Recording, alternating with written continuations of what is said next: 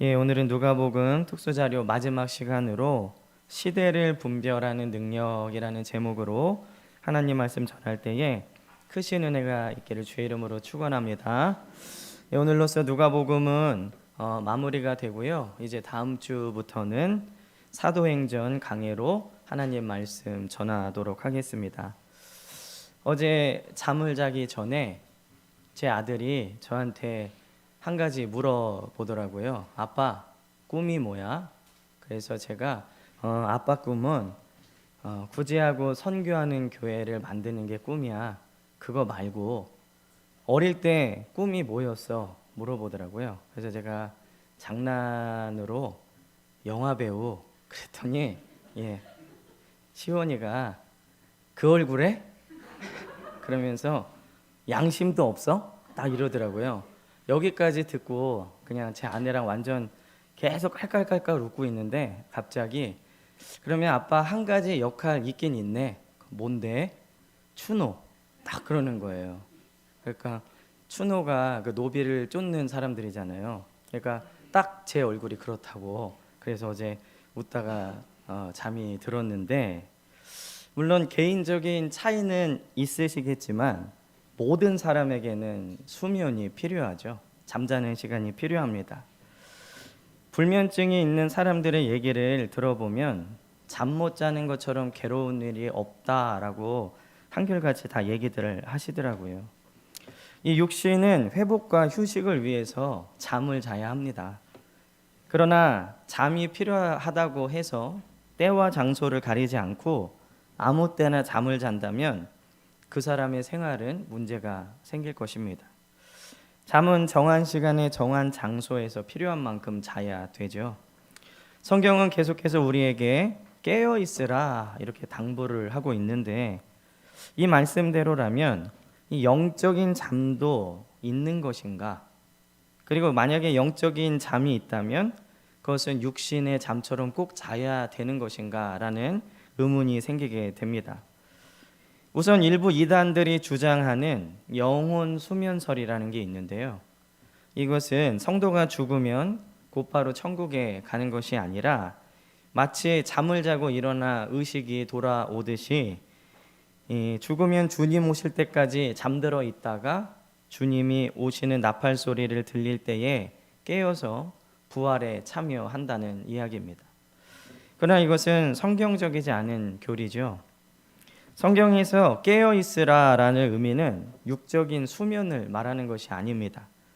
영적으로 나태해지지 말아라라는 뜻에 더 가깝습니다. 성경은 오직 영적으로 죽어 있는 불신자들과 믿음으로 영이 살아난 성도들의 상태만 이야기하고 있을 뿐입니다. 그러므로 기도하고 깨어 있으라라는 오늘 말씀은 영적으로 나태해지지 말고 하나님과 깊은 관계를 맺고 살아야 한다라는 의미입니다. 예수님은 종종 제자들에게 깨어 있으라 말씀을 많이 하셨는데 정작 깨어 있지 못한 제자들은 예수님이 십자가 지실 때 모두 도망가고 말았습니다. 이 사도 바울도요, 각 교회에 보낸 서신마다 깨어 있으라 많이 권면을 했습니다. 예수님도 제자들에게 깨어 있으라 말씀하셨고 바울도 초대교회 성도들에게 깨어 있으라 전했다면 이 말씀은 지금 우리도 당연히 깨어 있어야 한다는 말씀입니다. 지금은 깨어 있는 것이 굉장히 중요한 시대가 되었죠. 어느 시대나 사실 깨어 있는 게 중요하지 않은 시대가 없었지만 특히 한국교회의 성도로 오늘날을 살고 있는 우리는 더욱 깨어 있어야 될 줄 믿습니다. 이 오늘 본문 3절밖에 되지 않지만 이 깨어 있으라라는 주님의 말씀을 통해 우리가 받을 은혜는 무엇이냐? 첫째는 깨어 있지 못한 사람들의 상태입니다. 오늘 34절을 읽어보면요, 너희는 스스로 조심하라. 그렇지 않으면 방탕함과 술 취함과 생활의 염려로 마음이 둔하여지고 뜻밖의 그날이 덕과 같이 너희에게 임하리라. 이 34절에는요, 기도로 깨어있지 못한 사람들에 대해서 예수님께서 구체적으로 말씀을 하셨습니다. 이 오늘 34절의 말씀을 통해서 우리가 깨달을 수 있는 것들은 무엇이냐? 첫째는 스스로 조심해야 한다는 겁니다. 여기 34절 시작할 때 너희는 스스로 조심하라 이렇게 말씀하고 있죠. 주님께서는 기도로 깨어 있어야 함을 말씀하시면서 왜 스스로 조심하라 하셨을까요? 무리를 져서 조심하라, 누가 연약해지면은 알려줘라, 이러면 더 능동적이고 그리고 능률적으로 기도할 수 있을 텐데 스스로 조심하라 라고 말씀하셨습니다. 우선 영적인 일은 철저하게 개인적이기 때문에 그렇습니다. 나와 하나님과의 관계이고요, 나에게 부어주신 은혜로 살아가는 게 신앙생활입니다. 이것은 부모가 아무리 열심히 믿어도요, 그 믿음이 결코 자녀의 것이 될 수 없는 것과 마찬가지이죠. 자신의 영적 생활을 부모님이나 공동체가 대신 해줄 수는 없습니다. 또 이 스스로 조심하라는 말씀은 자신의 영적 상태를 남에게 맡겨서는 안 된다는 겁니다. 목사와 장로 그리고 목자들은요, 그 영혼이 잘 설 수 있도록 도와주는 사람들입니다. 그 영혼의 모든 영적인 일을 대신해 주는 사람이 아니에요. 가끔 저에게 기도를 부탁하시는 분들 중에 본인도 기도를 하고 부탁을 해야 되는데 본인은 기도를 안 하고 저에게만 기도를 부탁하는 건 소용이 없다는 것이죠. 이 영적인 일에 무관심한 사람은 나태해질 수밖에 없습니다. 그래서 이 영적인 일에 관심이 없는 사람은 어느 누가 권면을 하고 기도를 해도 깨닫지 못하게 된다는 것이죠. 왜냐하면 스스로 조심하지 않기 때문입니다. 그러므로 우리는 영적인 나태함에 빠지지 않도록 늘 스스로 조심하시기를 주의 이름으로 간절히 축원합니다. 또 오늘 34절 말씀을 통해서 알 수 있는 두 번째는 영적으로 나태해지면 여러 가지 증상이 나타납니다. 내가 영적으로 나태해졌구나 라는 걸 알 수 있는 증상들이 나타나는데 첫 번째가 방탕함입니다. 이 방탕의 사전적인 의미는 술과 성적 쾌락, 노름 등에 과도하게 빠져 바르게 살지 못함, 이렇게 되어 있습니다. 즉 방탕은 무언가에 빠져서 바르게 살지 못하는 모습인데요, 이 그리스도인이 방탕하다라고 하는 것은 세상에 빠져서 그리스도인처럼 살지 못하는 것을 말하는 겁니다.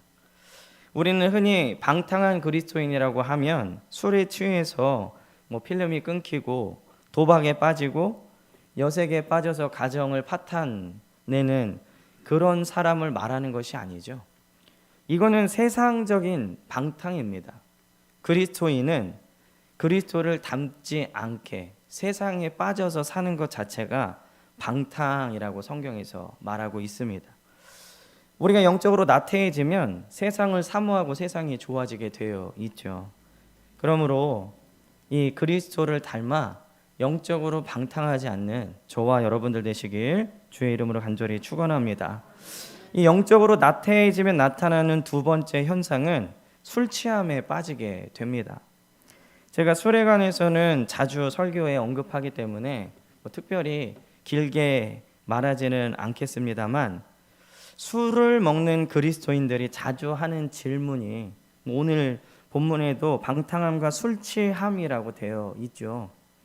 성경에 직접적으로 술을 먹지 말라라는 말이 없지 않느냐, 단지 취하지 말라라는 말만 있을 뿐이니까 취하지 않도록 먹으면 되지 않느냐라고 이렇게 물어봅니다.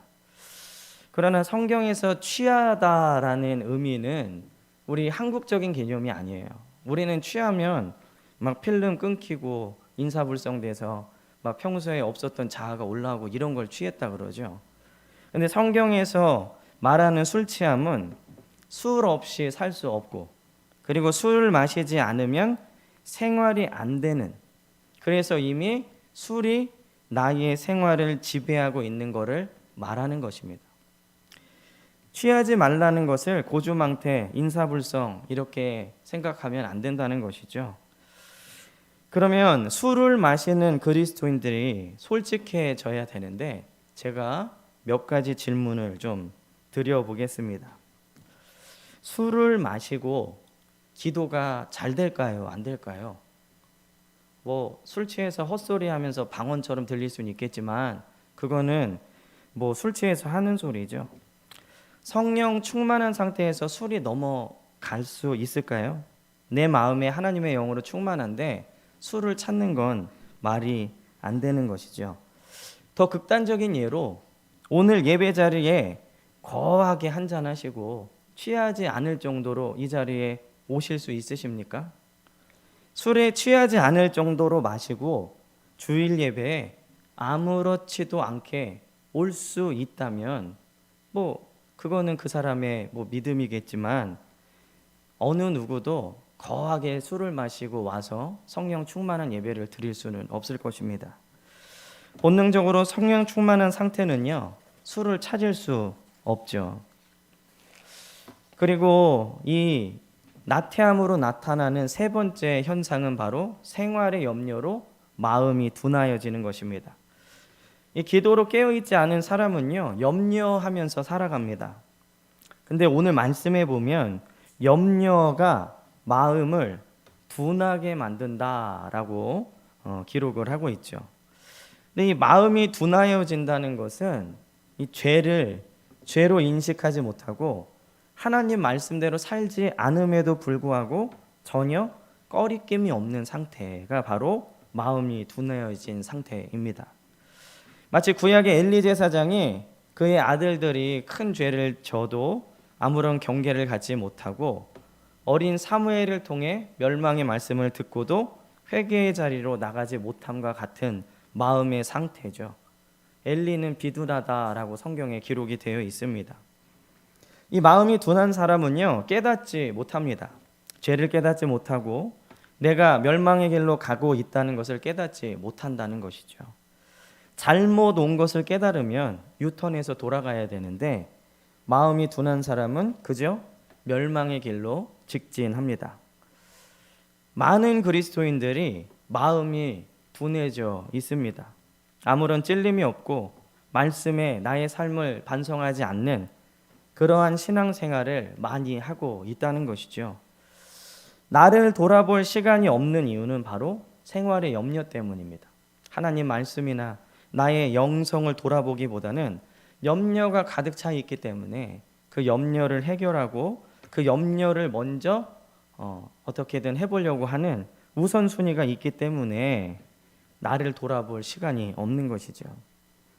왜 염려가 우리 마음에 다가오느냐? 오늘 말씀에 보면 기도하지 않아서 그렇습니다. 제가 이 누가복음 말씀을 전하면서 누가복음에는 다른 복음서보다 기도에 대한 말씀이 많이 있다라고 말씀을 드렸는데 이 누가복음 특수자료 마지막 시간도 또 기도의 말씀으로 마치게 되는데 우리가 깨어있지 않고 기도하지 않으면 세상 사람들과 똑같이 살 수밖에 없고 세상 사람들이 하는 염려로 우리의 삶이 가득 차게 된다는 것이죠. 오늘 이 말씀을 듣고 우리가 나태해지지 말고 기도로 항상 깨어있을 수 있는 우리 귀한 베들교회 성도님들 되시기를 주의 이름으로 간절히 축원합니다. 오늘 이 34절을 통해 알 수 있는 세 번째는 그 날이 덫과 같이 임한다는 겁니다. 우리 어르신들은 잘 아시겠지만 저는 뭐 이렇게 큰 덫은 본 적이 없는데 필리핀에 있을 때 쥐덫에 잡힌 쥐를 본 적이 있습니다. 이렇게 뭐 이렇게 구멍 뽕뽕뽕 뚫린 그러한 그 덫인데 안에 쥐가 좋아하는 걸 넣어놓으면 그거를 딱 물면 문이 쾅 닫혀서 이제 그 잡은 쥐를 물에다 담궈서 죽이는 겁니다.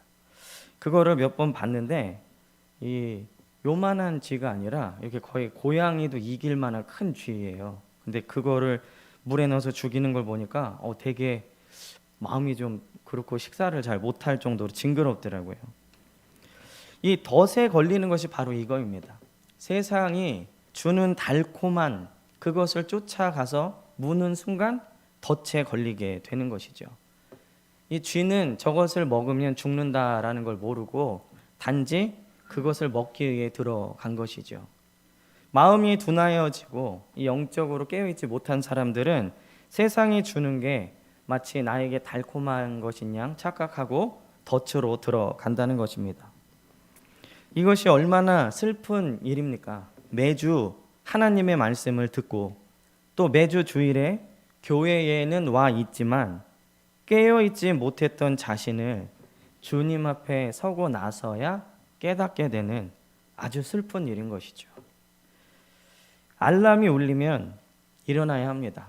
저도 오늘 아침에 알람 소리를 듣고 일어났죠. 근데 그걸 끄고 다시 잠들면 지각이 되는 것입니다. 약속을 지키지 못하는 것이죠. 주님의 말씀이 경고하실 때 우리가 깨어 있지 않으면 우리는 덫에 빠지게 되는 것입니다.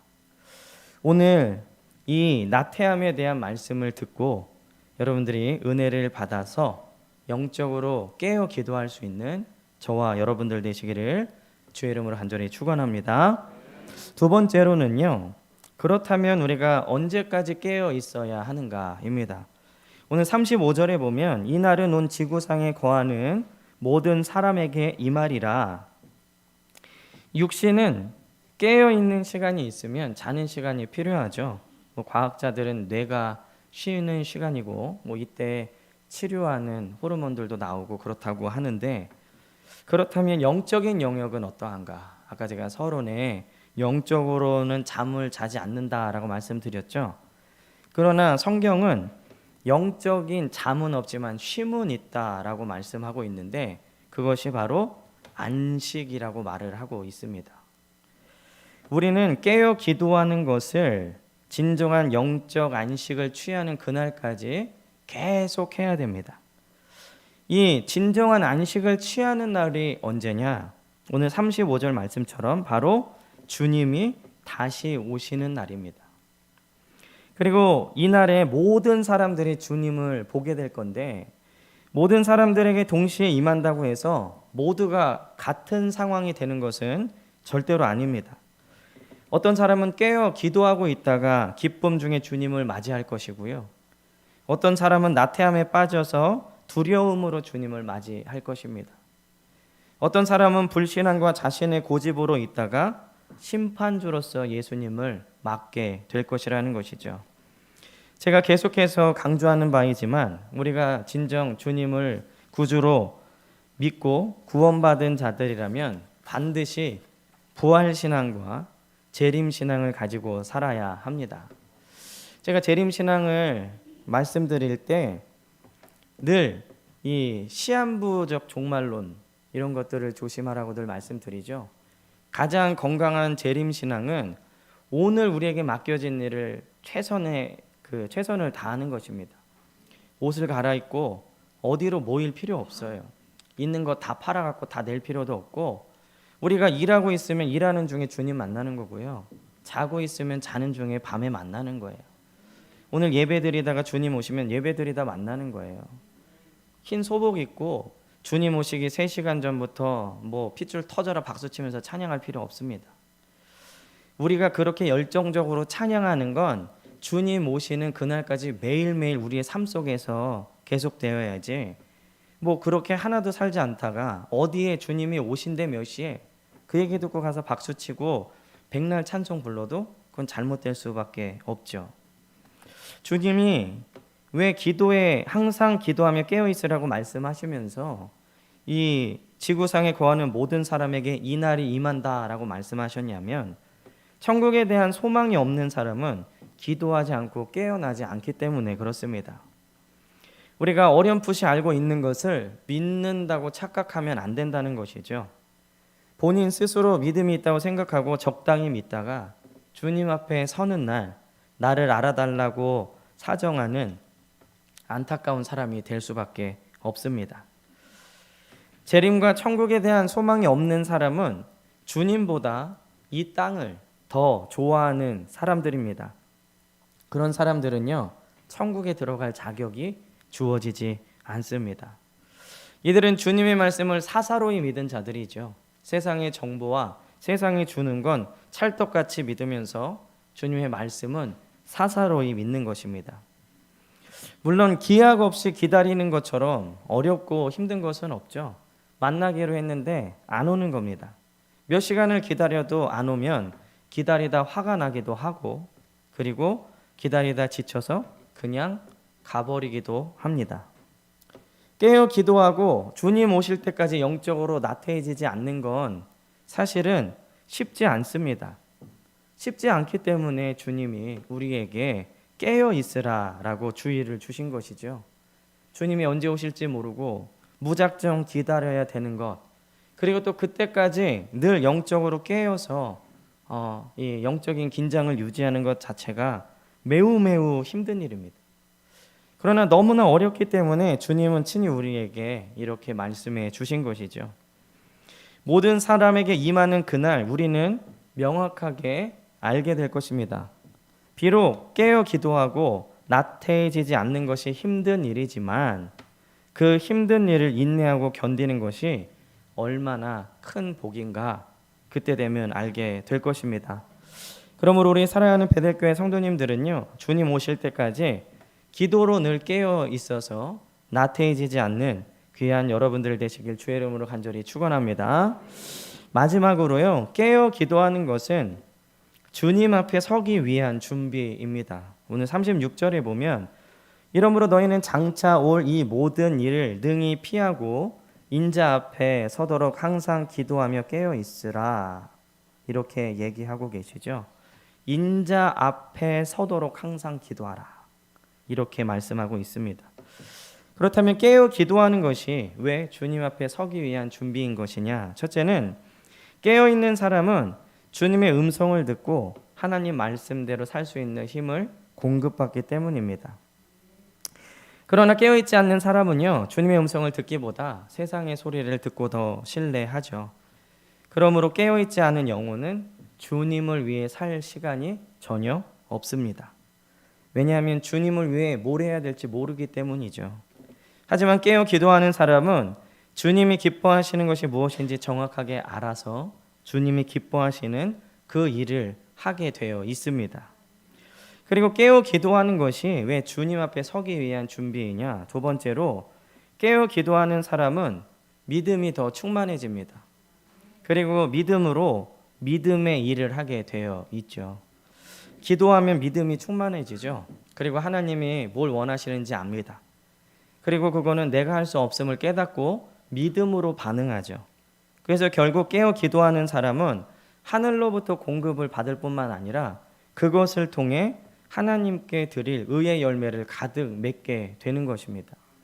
믿음이 믿음의 일을 하게 하는 것, 이게 바로 하나님의 능력이죠.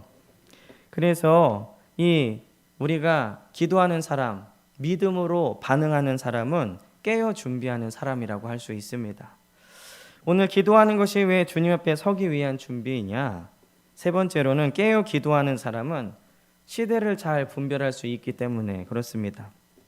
깨어있는 그리스도인들은요, 이 코로나 시대를 어떻게 살아야 하는가? 하나님이 지금 우리에게 원하시는 것이 무엇인가를 스스로 개인적으로 또는 교회적으로 깨닫게 됩니다. 어떤 성도는 코로나를 핑계로 나태해지는 사람이 있는 반면 깨어있는 사람은 코로나 중에도 말씀을 붙들고 기도에 힘쓰고 하나님 나라가 임하기를 갈망하면서 하루하루를 살아갑니다. 세상의 물결 속에 물들지 않고요, 믿음의 순수성을 지키며 사는 사람들이 바로 깨어 기도하는 사람들이죠. 시대를 분별해야 될 줄 믿습니다. 지금은 더 깨어 기도하고 민감해야 하는 시대에 우리가 살고 있습니다. 사실 교회는 코로나로 인해서 상당히 영적인 타격을 입었는데 많은 사람들이 교회에 오지 않아도 아무 일 일어나지 않네? 물론 비대면 예배를 드릴 때는 오지 못하지만 괜찮네 라고 하면서 모여야 될 때도 모이지 않는 나태함에 빠지기 쉽다는 것이죠. 물론 코로나를 허락하신 분이 하나님이시고요, 우주의 모든 것을 주관하시는 분이 하나님이시라고 해도 이 코로나 시대에 스스로 조심하지 않는 것은 우리의 책임입니다. 스스로를 돌보아야 합니다. 이 코로나를 핑계 삼아 내가 나태해져 있지는 않은지, 혹은 코로나 때문에 생활의 염려에 빠져 있지는 않은지, 저는 이 코로나가 진정한 하나님의 사람들에게는 오히려 축복의 기회라고 생각을 하는데 그것을 믿지 못하고 세상의 소리만 집중하고 있지는 않은지 여러분들이 잘 돌아보시기를 바랍니다. 이번 주 비대면 성경 공부 시간에 배운 아모스 말씀이 그러므로 이때의 지혜자가 잠잠하니 이는 악한 때임이니라.